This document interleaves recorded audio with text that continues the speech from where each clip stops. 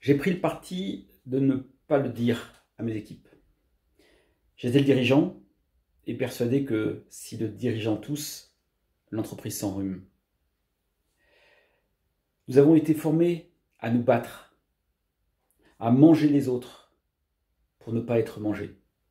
Et moi, j'ai été éduqué à être un petit garçon fort qui masque ses émotions et cache ses faiblesses. L'entreprise est parfois comparée à une chaîne dont la résistance est donnée par le maillon le plus faible. Je ne voulais pas être celui-là.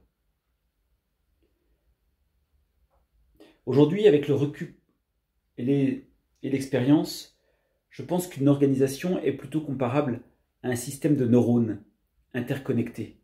Lorsque un neurone devient défaillant, la liaison entre les autres neurones se renforce pour aider ce neurone défaillant.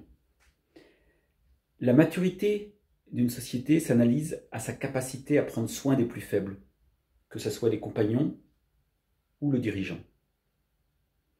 Alors oui, a posteriori, je regrette de ne pas avoir avoué ma fragilité. Je pense qu'en masquant mes difficultés, je n'ai pas permis à mes collaborateurs de grandir. Contempler ces fragilités permet de se mettre dans une posture d'humilité pour accueillir les autres. C'est une preuve de confiance et d'amitié que de dire que nous avons besoin des autres. Audiard disait « Bienheureux les fêlés, car ils laisseront passer la lumière ». J'aime beaucoup cette citation parce que je pense que ce sont nos fêlures et nos fragilités qui nous rendent humains. Nous vivons dans un monde qui nous pousse à la compétition. Il faut paraître lisse et parfait.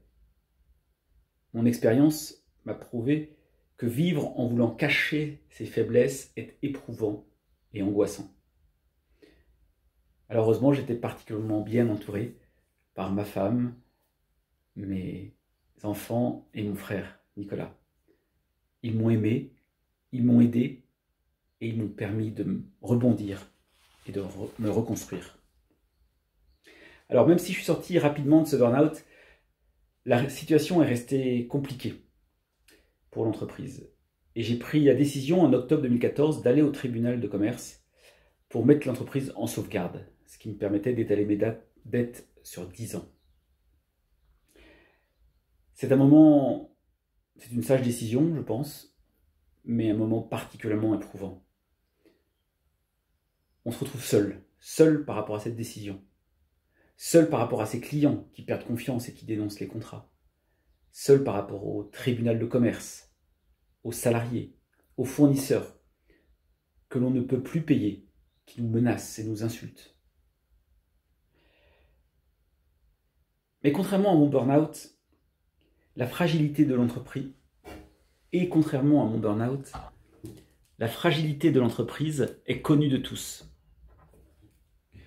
Je découvre alors la force d'assumer ma fragilité,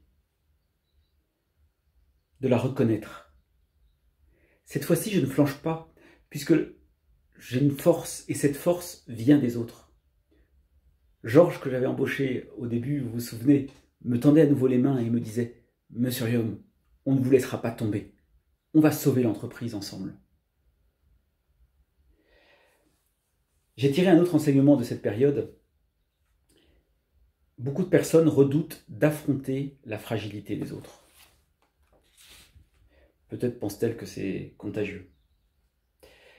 C'est difficile d'aider un ami qui a de grandes difficultés. On a peur de ne pas trouver les mots. On a peur d'utiliser les mots qui blessent, plutôt que les mots qui construisent. Moi, j'ai beaucoup aimé les amis qui m'ont juste fait un signe, un SMS ou un message pour me dire qu'ils pensaient à moi. Nous avons tendance à penser que pour maximiser le profit, il faut éviter toute erreur, mettre des process et confier les décisions à l'informatique et à l'intelligence artificielle, parfois et souvent au détriment de l'humain. Je suis profondément convaincu que la finalité de nos entreprises est l'épanouissement des hommes et des femmes, et que l'humain, avec nos vulnérabilités individuelles, permet de créer des organisations fortes et résilientes. La force d'une entreprise humaine repose sur les liens que nous pouvons créer. puisque notre économie, nos entreprises doivent être créateurs de liens avant de créer des biens. Mon équilibre et celui de l'entreprise reposent sur l'humanité que nous pouvons créer. Et je suis persuadé que l'on peut diriger sans imposer, écouter sans effacer, grandir sans écraser. Alors ce soir, je vous ai raconté mon histoire. Je me suis mis un peu à nu. Je vous ai partagé mes forces, mes faiblesses, mes erreurs. Pourquoi je me suis ainsi dévoilé? Je suis persuadé qu'une relation humaine tient en deux temps. Il s'agit de donner et de recevoir, comme la respiration, essentielle à la vie. Je pense qu'il y a un moment pour écouter et un moment pour laisser résonner et pour partager. Alors c'est pour ça que je vous propose maintenant d'avoir un moment de partage, que chacun, ceux qui veulent, puisse s'exprimer un mot, une phrase, un ressenti, un commentaire. Voilà, avec quoi vous partez après ce moment de partage? Je vous laisse la parole spontanément.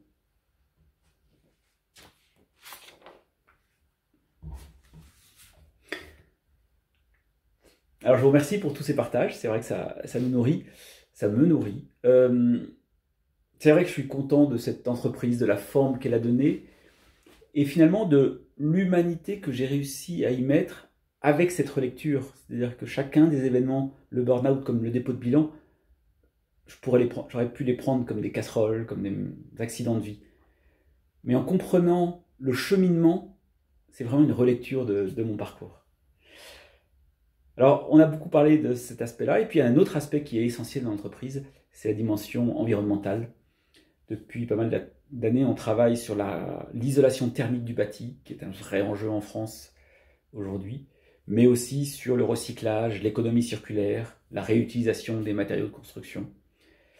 Et puis, on travaille aussi sur la sensibilisation. Donc, on a dans l'entreprise 2 ruches, on récolte le miel avec les collaborateurs, on a un jardin potager, et là aussi, avec nos clients, nos fournisseurs, on bine, on plante, on sème, et puis on récolte, et puis on passe des bons moments de convivialité. Et surtout, c'est vraiment un moment pour nous d'expliquer que la biodiversité est essentielle, que la permaculture est une des pistes, et tout simplement, au même titre qu'on essaye de respecter les hommes, on respecte aussi l'environnement. Et ça, c'est notre histoire.